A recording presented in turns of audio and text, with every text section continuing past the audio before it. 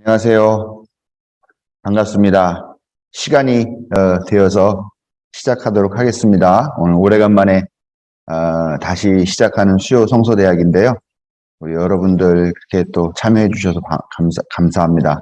다들 하루 생활 하시고 이렇게 저녁 시간에 참석하는 게 쉽지 않으실 텐데 그래도 시간 내셔서 편안한 마음으로 또 이렇게 저녁 시간 함께 말씀 나누는 걸로 또 위로를 받고 또 삶의 새로운 힘과 지혜를 얻기를 바랍니다. 잠깐 기도하시겠습니다. 사랑의 하나님, 오늘 이렇게 우리에게 수요 성서대학을 다시 시작할 수 있는 기회를 주신 것을 감사를 드립니다. 하나님, 오랜만에 다시 시작하는 것이라 서로가 다 어색하고 한편으로는 그냥 아무것도 하지 않는 그런 일상들에 익숙해져 있어서 이 시간이 어색할 수도 있겠습니다. 과거 새벽부터 밤늦은 시간까지 또 수요일도 빠짐없이 교회에 나와 예배하며 하나님의 말씀을 마음에 받고자 하는 그런 열정들 그립기도 하지만 또 한편으로는 이제 새로운 시대가 되었고 새로운 방식의 신앙생활을 준비해야 될 때라는 생각을 합니다. 우리가 그리하여서 이 새로운 시대에 맞는 우리가 마음으로 공감하고 삶으로 실천할 수 있는 그런 신앙의 단계로까지 나아갈 수 있게 해주시고 바로 이 시간이 그런데 우리의 삶에 지침이 되고 또 도움이 되는 그런 시간이 될 수 있도록 해주시길 바랍니다. 길지 않은 시간 동안 함께하는 동안 우리가 마음 집중하여서 하나님 말씀 배우고 또 힘을 얻고 또 삶의 방향들을 찾아나갈 수 있는 그런 시간이 되도록 함께하여 주십시오. 오늘 이 시간 함께한 우리 교우 여러분들에게 하나님의 크신 은혜가 함께하시기를 빕니다. 모든 말씀 감사드리며 예수님의 이름으로 기도드립니다. 아멘.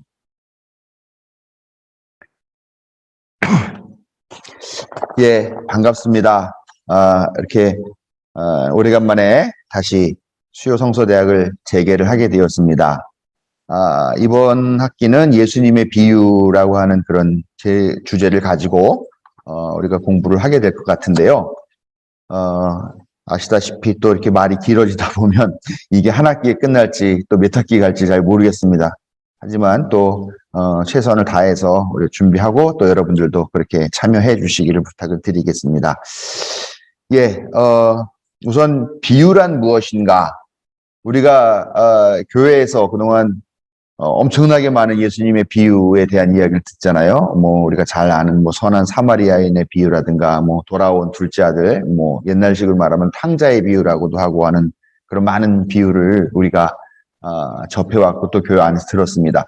그런데 이게 비유라고 생각하면 우리가 원래 평상시에 얘기할 때 비유는 좀 더 어려운 것을 알아듣기 쉽게 하려고 하는 목적으로 우리가 비유를 하는 건데 이상하게 성서에 있는 비유들은 더 쉬운 게 아니라 더 어렵다라는 생각을 하죠. 그래서 꼭 거기에 맞는 해석들도 해야 되고 그 안에 숨겨져 있는 어떤 상징들도 찾아내야 하고 하는 그런 면 때문에 비유가 상당히 쉽지 않게 들렸던 것이 사실입니다.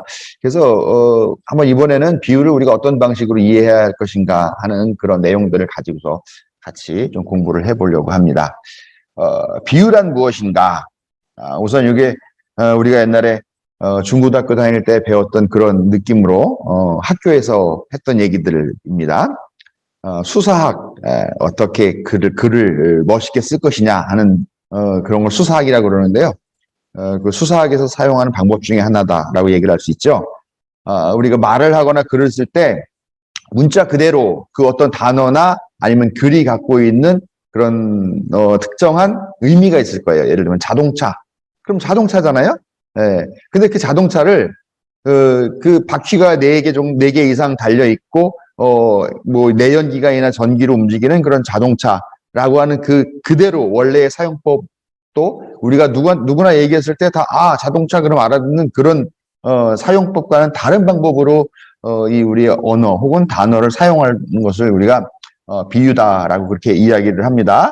그래서 이게 학술적인 용어죠. 수사학, 뭐 수사법 그러면 되게 어려운 것 같은데 아무튼 그냥 뭐 말을 더 잘, 또 글을 더 잘 이해하게 더 아름답게 쓰기 위한 그런 것들을 학문적으로 통칭하는 것을 수사학이라고 하고요.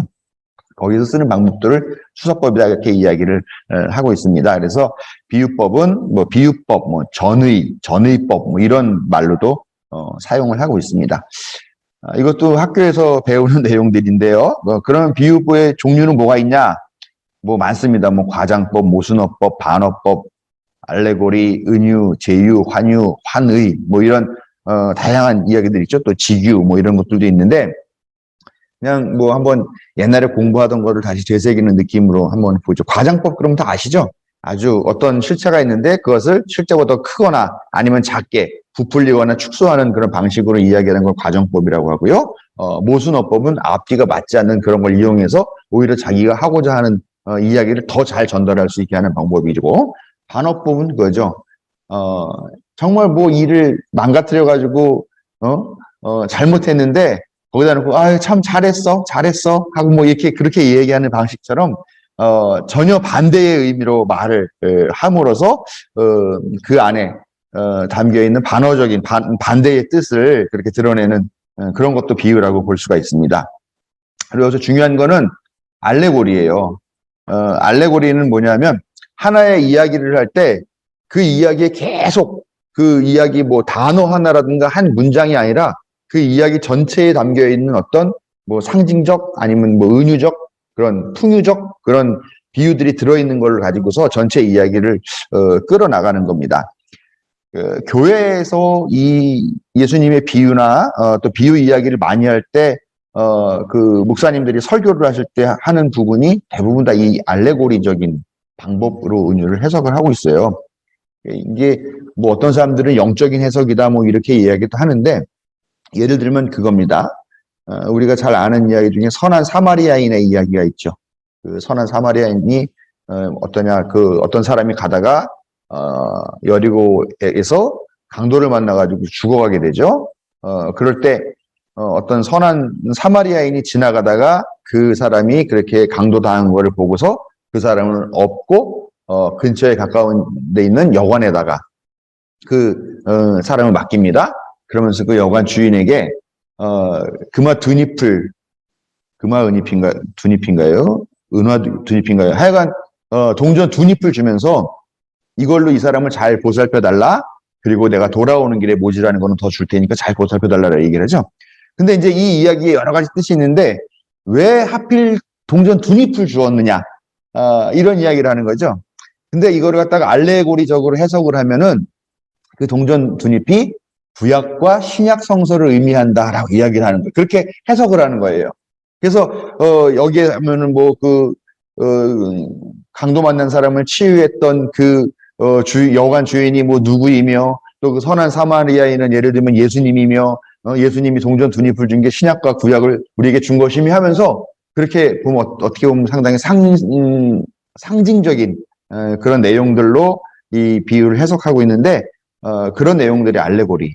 그리고 이 알레고리가 우리 교회에서 일반적으로 사용하는 비유의 해석법이다 하는 것. 요거는 이제 특히 좀 잘 알고 계셔야 되고요. 이 얘기는 아마 나중에도 다시 나오게 될 겁니다.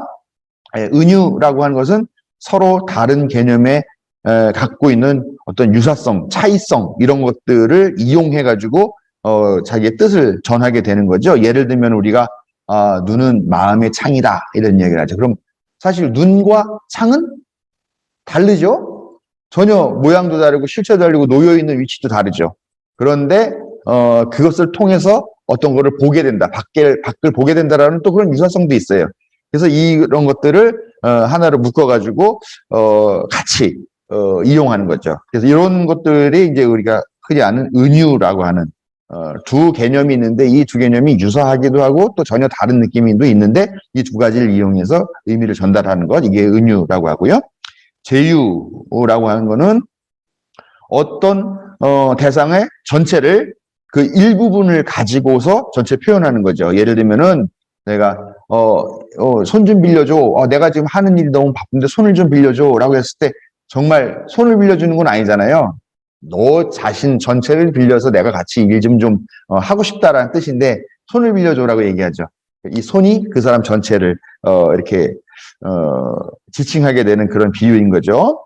또 예를 들면 또 어떤 하나 뭐 법관, 지금 법관들이 문제다. 뭐 예를 들면 이렇게 신문기사 이렇게 나왔다 그랬을 때 그 법관이 어떤 경우에는 법 전체에 흔들리고 있는 그런 상황들을 반영하게 되는 그런 경우도 있는 거고요.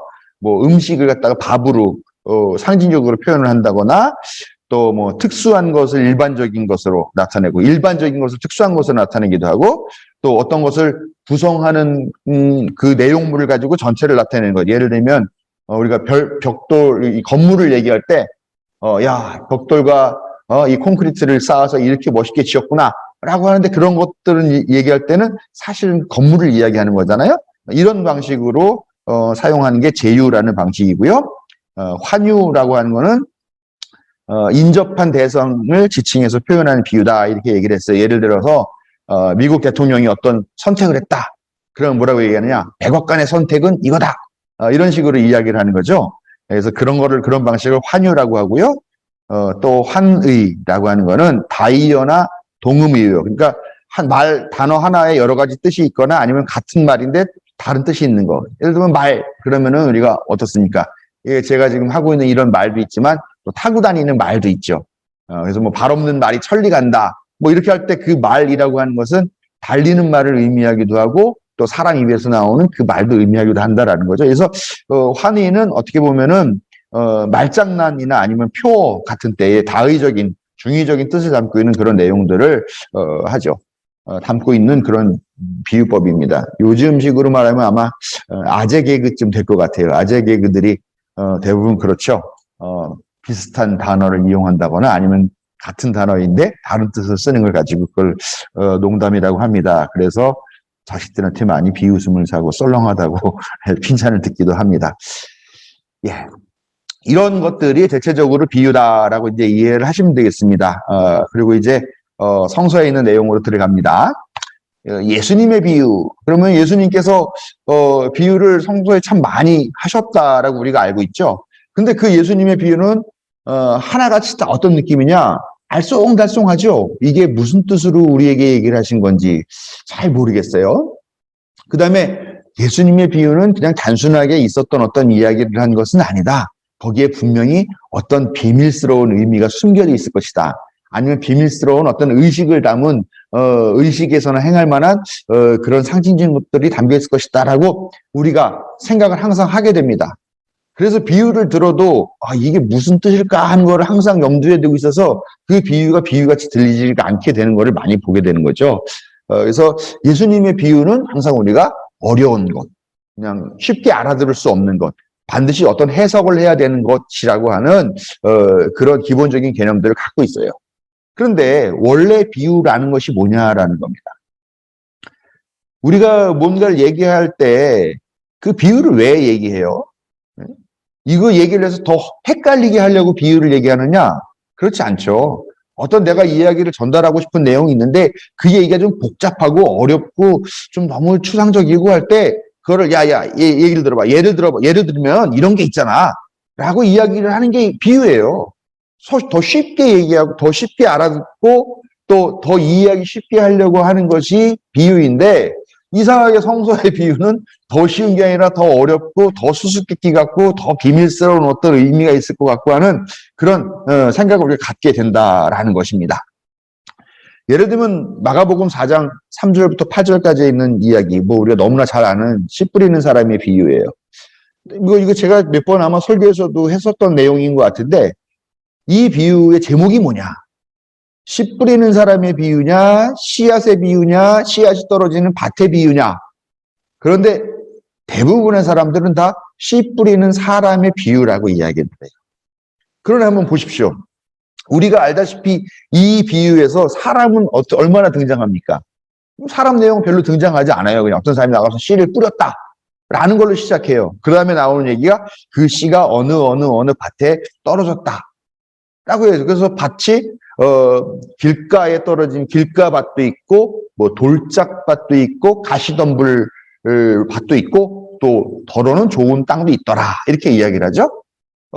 그리고 난 다음에 시간이 지나서 30배, 60배 혹은 100배의 결실을 거두었다 하는 이야기가 나옵니다. 그러니까 이게 아무래도 좀 아리송한 거예요. 이 비유는 씨 뿌리는 사람의 비유인가 아니면 씨의 비유인가 아니면 밭의 비유인가 아니면 결실의 비유인가? 우리가 이런 헷갈리는 이야기를 하죠. 근데 제가 또 이번에 준비하다 보니까 이렇게 뿌릴 수밖에 없는 이유가 있다고 합니다. 왜 그러냐면 우리는 보통 대부분의 나라에서는 먼저 밭을 갈아요. 갈아가지고 고랑을 만든 다음에 거기다가 씨앗을 뿌리거나 심는다고 하는데 이때 당시에는 농사를 그렇게 안 짓고요. 그냥 뭐 그루터기가 있으면 그루터기가 있는 대로 또 뭐 돌짝이 있으면 돌짝이 있는 대로 가시덤불이 있으면 가시덤불이 있는 대로 또 그 밭에 사람들이 지나다니면서 딱딱해져가지고 길이 돼버린 그런 데가 있으면 있는 대로 거기다 그냥 씨를 무작위로 다 뿌린다고 합니다. 그리고 난 다음에 그 씨와 함께 밭을 간다고 그래요. 그러니까 이게 사실은 밭인 거예요. 그리고 돌짝밭이라는 것도 사실은 돌짝밭이 아니라 돌짝밭인지 모르는 거죠. 얇은 흙이 있고 그 밑에는 사실은 돌이 있으니까 겉으로 보면은 그냥 밭 같은데, 근데 나중에 그 밭을 보습으로 이렇게 갈다 보니까, 쟁기로 갈다 보니까 뭐 돌도 걸리고 하면서 하니까 아, 여기가 돌짝밭이구나 하는 그런 내용들이라는 이었다라는 거죠. 결국은 우리가 익히 알고 있는 방식과는, 그러니까 우리 이 동양, 농사를 많이 짓는 동양 사회와는 전혀 다른 방식으로 농사를 짓는데, 예수님은 그런 것들을 듣는 사람들이 당연히 알고 있을 것이라고 생각하고 말씀을 하신 거죠. 근데 전혀 문화권이 다른 우리들은 이 이야기가 도대체 왜 그렇지? 씨를 뿌리는데 그 씨앗 하나하나이 다 소중할 텐데 왜 새들이 와서 쪼아먹고 왜 돌짝밭에서 그 씨앗을 뿌릴까? 하는 그런 좀 이해하기 어려운 부분이 있었는데, 이런 문화적인 차이도 있고요.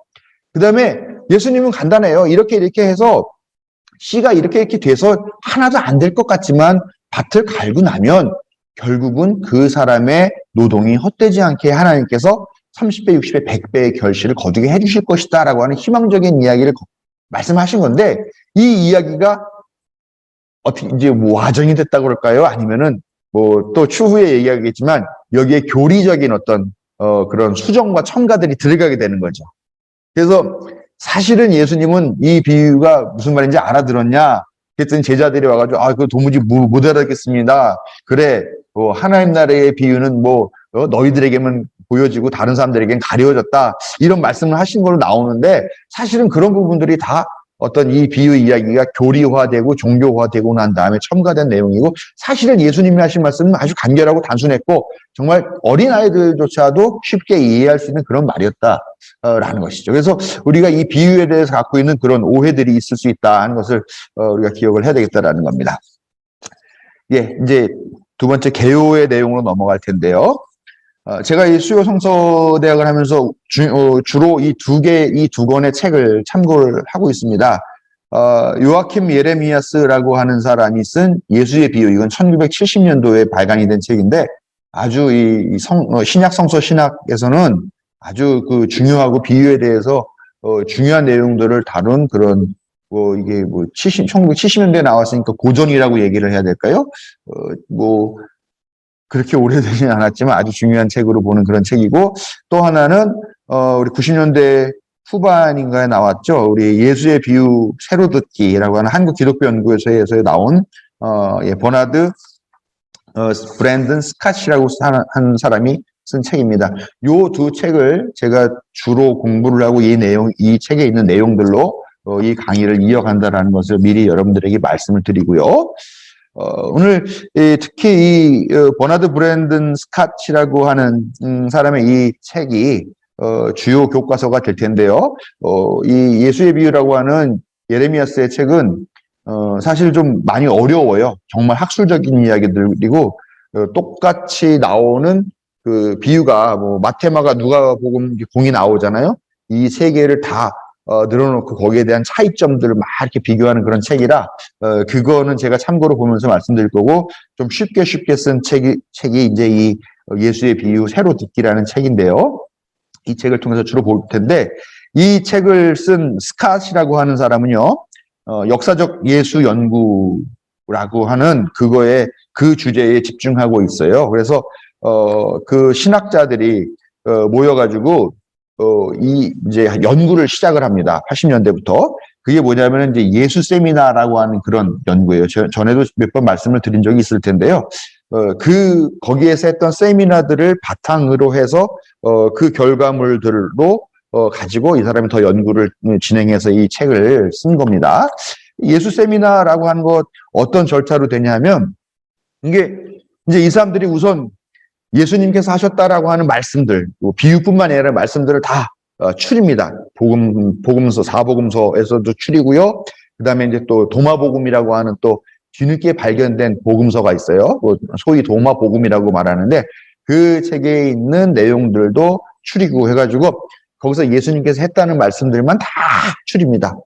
그러면서 그것들 목록을 작성을 합니다. 그래서 네 종류로 분류를 해요.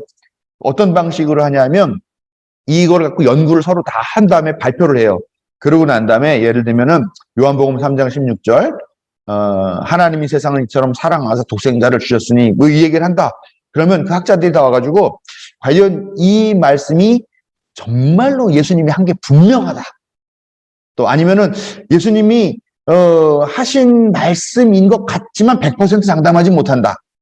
그리고 또 한편으로는 이거는 예수님께서 하신 말씀은 아니지만 예수님께서 평상시 하시는 말씀이랑 유사한 그런 흐름이 있다. 그리고 또 하나는 이건 절대 예수님이 하신 말씀일 수가 없다. 이렇게 네 종류로 나눠가지고 그 색깔이 있는 공을 준비를 합니다. 그래서 한 구절을 놓고서 여기에 예수 세미나에 참가한 사람들이 투표를 합니다. 그래서 빨간 공은 정말 예수님이 하신 말씀이다. 그 다음에 분홍색 공은 약간 예수님이 하신 말씀이다. 그 다음에 회색 공은 예수님이 하신 말씀은 아니지만 그 결은 비슷하다. 그 다음에 까만 공은 절대 이건 예수님이 하신 말씀일 리가 없다. 이렇게 해가지고 투표를 해서 예수님께서 정말 역사적으로 이거는 예수님 했음직한 말씀들, 그런 연구 자료들을 내놨는데 그것이 바로 예수 세미나라고 하는 모임들의 성과입니다. 그래서 그 내용들을 바탕으로 이 예수의 비유 새로 듣기라는 이 책을 썼다라는 것을 먼저 전제적으로 여러분들에게 말씀을 드립니다. 복음서에 나오는 예수님의 비유는 몇 개 정도 될까? 보통 35개에서 41개 정도로 이야기를 합니다. 아까 제가 비유에 대한 이야기를 여러 개 말씀을 드리면서 예를 들면은 단어적인 것도 비유다 그랬고 알레고리 같이 이런 그 다양한 긴 이야기들도 있겠지만 그 외에 제유라든지 과장이라든지 이런 내용들이 들어있는 것들도 다 비유로 쳐서 연구를 하는 사람들도 있어요. 그래서 좀 이 비유의 숫자가 좀 차이가 납니다. 그러나 보통 한 35개 정도로 보는 거고요. 이 중에서도 또 정말로 예수님이 하신 비유다라고 생각하는 것들은 또 더 줄어들죠, 숫자가요. 23개인가요? 그건 이제 나중에 다시 말씀드리겠는데 그 정도 됩니다. 그런데 도마복음이라고 하는 아까 말씀드린 이 도마복음에서는 예수님의 비유가 114개가 나온다고 합니다. 저도 직접 보지는 못했어요. 도마복음이라는 게 뭐냐 하면은 예수님의 어록집이에요. 예수님께서 이런 말씀을 하셨다. 아니면 그냥 바로 이야기만 나오거나 하는 이야기들. 그러니까 예수님이 예를 들면 가버나움에서 어느 집에 갔는데 거기에서 이렇게 사람들과 있을 때 예수님께서 이 말씀하셨다. 여기서 예수님이 어떤 상황에서 누구와 함께 어디에서 어떤 말씀하셨다라고 하는 이런 내용들은 빠지고 그냥 예수님께서 하신 말씀 중심으로만 모아놓은 책, 어록집이죠. 그거를 도마복음이라고 하고요. 이게 원래 발견된 거는 1900년대 초반에 발견이 됐어요. 그런데 그런 것들은 다 이 조각조각이죠. 그러니까 예를 들면 한 장, 아니면 반 페이지, 한 페이지에서 찢어진 한 부분 이런 것들만 조각조각 모아서 조금씩 발견됐었던 거면서 이게 그동안 우리가 알고 있었던 사복음서와 다른 내용인데 뭐지? 근데 비슷한 내용도 많이 있네 하면서 이 도마복음에 대한 이야기들이 이제 많이 이제 관심 주제로 올리게 되어졌죠. 근데 1954년에 이집트에서 완벽하게 보존되어 있는 판이 발견이 됐어요. 근데 이것도 사실은 원본이 아닙니다.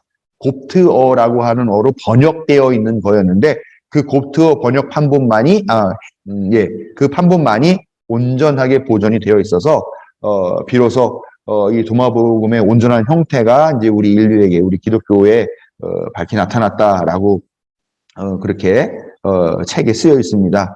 그래서 근데 우리가 사실 갖고 있는 이 성서 66권도 사실은 그래요. 온전하게 남아있는 책이 있긴 있죠. 있긴 있습니다. 뭐 어느 순간 어느 때가 되면 그런 책이 있습니다만 그러나 맨 처음 그러니까 맨 첫 사람이 썼던 뭐 마태복음, 뭐 마가복음 그런 거는 알 수 없어요. 단지 그때 전에 내려오던 것들이 어떤 외국어로 번역이 된다거나 어떤 또 공동체에서 뭐 필사가 돼가지고 복사가 된다거나 하는 그런 방식으로 전해 내려오고 하다가 어느 순간에 완벽한 한 편본이 나타났을 때 그거를 우리 또 학자들이 연구해가지고 그 중에서 여러 개가 있겠죠. 뭐 그리스어로 번역된 거, 뭐 히브리어, 뭐 곱트어, 무슨 뭐 아르메니아어 그런 것들 다 해가지고 그럴듯하게 만들어낸 것이 찾아내서 한 권으로 묶은 것이 우리가 가지고 있는 성서인 거예요. 그렇기 때문에 이 도마복음도 뭐 그런 과정들을 거쳐가지고 고증해내가지고 만들어졌는데 그래도 비교적 54년에 만들어진 발견된 것들이 대부분 온전하게 그렇게 발견됐다라고 평가를 하고 있다라는 것이죠. 그래서 이 도마복음이 왜 중요하냐라고 하면은 다른 복음서들이 이 도마복음을 원본 자료로 사용해서 자기 복음서를 집필했을 것이다라고 하는 그런 추정들이 있어요. 왜 그러냐 하면 각 복음서에 나오는 예수님의 말씀이 보면은 이 도마복음에 있는 거랑 아주 비슷하다는 거죠. 그러니까 복음서가 쓰여진 게 절차가 여러 가지 과정이 있지만 이 도마복음 같은 예수님의 어록집이 있고요. 또 다른 학자들이 가상적으로 갖고 있는 이 복음서 마태, 마가, 누가 공간 복음서를 작성한 세 사람이 공통적으로 참고했을 어떤 어록집이 있을 거라고 봐요. 근데 그걸 이제 보통 Q라고 부르는데 뭐 퀼레라고 하는 퀼레가 자료라는 뜻인데 독일어로 그 Q라고 하는 것을 보고서 참고해가지고 각 공간 복음서를 집필했을 것이다라고 하는 이야기가 있습니다. 그리고 여기에 하나 더 추가가 된 게 이제 도마복음도 그 원본 자료 중에 하나가 됐을 것이다라고 이야기를 하고 있죠. 근데 뭐 도마복음의 비유가 114개가 나온다고 하는데 뭐 복음서에 있는 비유는 뭐 35개 많아봤자 41개 정도밖에 안 된다고 한다면 도마복음에 있는 그 내용들이 상당히 풍부하다라고 볼 수 있는데 또 그 중에서는 뭐 그런 비유들이 뭐 별로 교회에 도움이 되지 않을 만한 그런 뭐 사서로운 뭐 그런 것일 수도 있겠죠. 그러니까 복음서 안에 들어오거나 아니면은 복음서를 작성하는 사람들이 갖고 있는 어떤 의도에 맞지 않는 그런 이야기들에서 빼놨을 수도 있겠고요. 아무튼 도마복음은 그런 위치에 있는 복음이다. 그래서 저도 이제 조만간에 한번 이 책을 구입해서 한번 재미있게 읽어봐야 되겠다라는 생각을 하는데, 근데 뭐 어록집이 뭐 다른 게 아니잖아요. 잠언 같은 식으로 계속 이렇게 이야기만 쭉 나오는 거니까 어떤 하나의 스토리를 텔링하는 게 아니라 좋은 이야기들만 쭉 나열해 놓은 거니까 재미는 없을 것 같은데 한번 보기는 봐야 되겠어요. 네, 그래서 아무튼 도마복음이 이런 중요한 내용들을 담고 있고 또 어떻게 보면은 공간 복음서들을 작성하는데 기본적인 원초 자료가 됐을 것이다라고 하는 그런 예측들을 하고 있다라는 것이죠. 예수님의 비유가 갖고 있는 특징이 있습니다. 그거는 뭐냐면 한마디로 완전히 새롭다, 전혀 새롭다. 이거 모든 학자들이 다 비슷하게 이야기를 합니다. 왜 그러느냐? 비유를 말하는 사람이 거의 없었다는 거예요. 우리는 지금 흔하게 야, 너 왜 이렇게 얘기를 못 알아들어? 자, 내가 예를 들게. 야, 뭐 이게 이렇단 말이야? 이렇게 자, 알아들었지? 하면서 우리도 사실 일상생활에서 상당히 비유를 많이 사용하고 있는데 예수님 당시에는 비유가 거의 없었다라고 봅니다. 좀 특이하죠? 구약성서의 그 39권이나 되는 그 책도 다 보면은 비유라고 할 만한 것이 없다라고 학자들은 다 이야기를 합니다. 그렇기 때문에 예수님은 완전히 새로운 방식으로 복음을 전했다라고, 이게 정말 독창적이다라고 이야기를 합니다. 심지어는 예수님의 적대자들도 예수님을 대적하면서 예수님이 비유를 들어서 얘기를 하는데 그러면은 그럼 나도 비유를 든다라고 하면서 적대하는 그런 내용들도 없다라는 거죠. 실제로 예수님 적대자들도 비유를 사용하지 않았다. 유대교에서는 예수님이 돌아가시고 난 다음에 한 50년 정도 이후에나 처음으로 문서상으로 비유가 등장을 한답니다. 그게 주후 80년쯤에 나왔다는 랍비 요한 벤 자카이라고 하는 사람이 이렇게 말했다라고 하면서 나오는 비유가 첫 비유라고 합니다. 그러니까 뭐 예수님은 뭐 이 비유에 관한 한 엄청나게 앞선 사람이고 이야기를 정말 재미있게 잘 이야기하신 선구자라고 이렇게 이야기를 할 수가 있죠.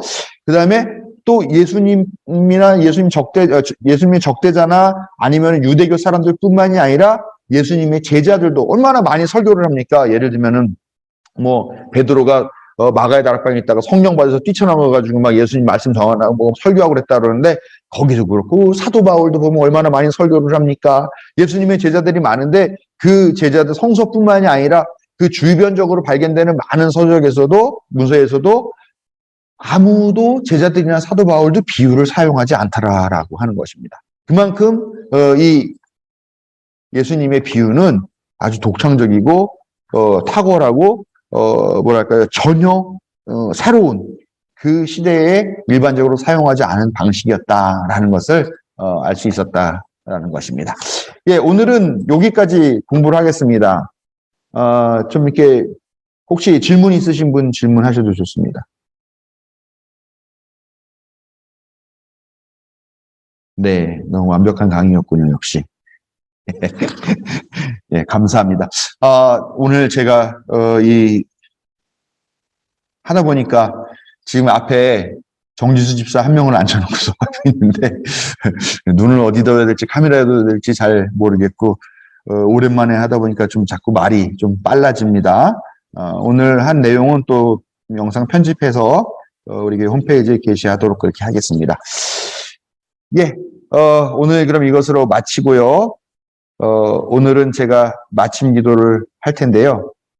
다음번에는 참석하신 분들에게 기도를 시키겠다 그러면 참석 안 하실지도 모르니까 그냥 마침 기도도 제가 하도록 하겠습니다. 예, 잠깐 기도하고 오늘 성서대학 마치도록 하겠습니다.